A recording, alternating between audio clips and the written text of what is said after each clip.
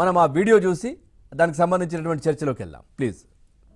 ఎప్పుడు అబద్ధాలనే చెప్పననే మీరు దేవుడి మీద ప్రమాణ పూర్తిగా వివేకానంద రెడ్డి గారు గుండెపోటుతో చనిపోయారా, లేదు ఆయనది వేరే కారణంతో ఆ హత్య జరిగిందా?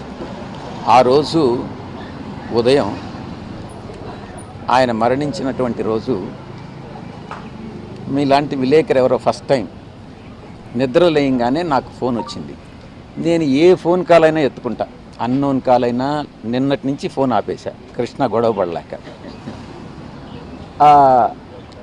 ఎవరో ఫోన్ చేసి అడిగితే నాకు నిజంగా ఆశ్చర్యం అనిపించింది.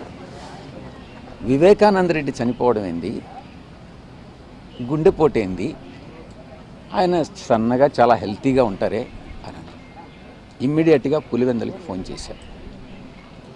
చేసి అడిగాను నేను అవినాష్ రెడ్డి గారిని.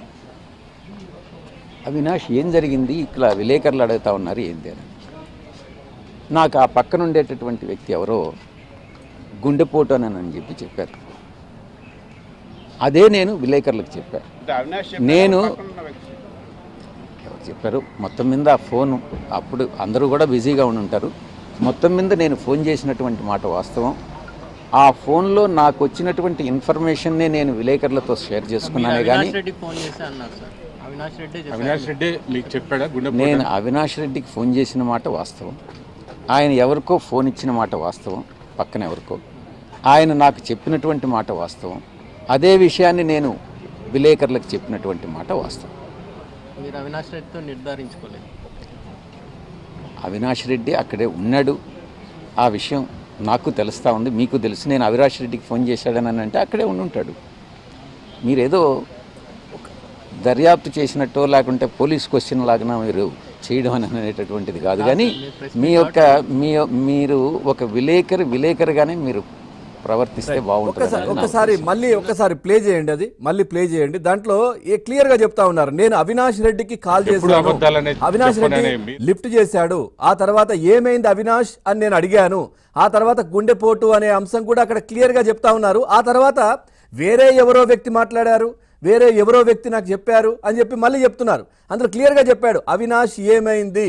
ఎందుకంటే అవినాష్ రెడ్డికి కాల్ చేసినప్పుడు ఆయన్నే మాట్లాడి ఆయన్నే విషయం చెప్పిన తర్వాత మళ్ళీ వేరే ఎవరో చెప్పారని చెప్పడం ఏంటి? చూడొచ్చు ఒక్కసారి మళ్ళీ. గొడవ పడలేక ఎవరో ఫోన్ చేసి అడిగితే నాకు నిజంగా ఆశ్చర్యం అనిపించింది.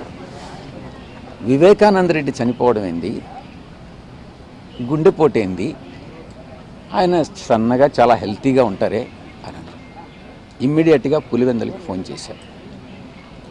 చేసి అడిగాను నేను అవినాష్ రెడ్డి గారిని.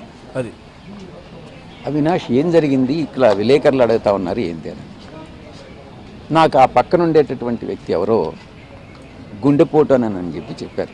ఎట్లా చెప్తారు? ఈయనతో అదే నేను విలేకరులకు చెప్పాను. నేను ఎవరు చెప్పారు, మొత్తం మీద ఆ ఫోను అప్పుడు అందరూ కూడా బిజీగా ఉండి ఉంటారు.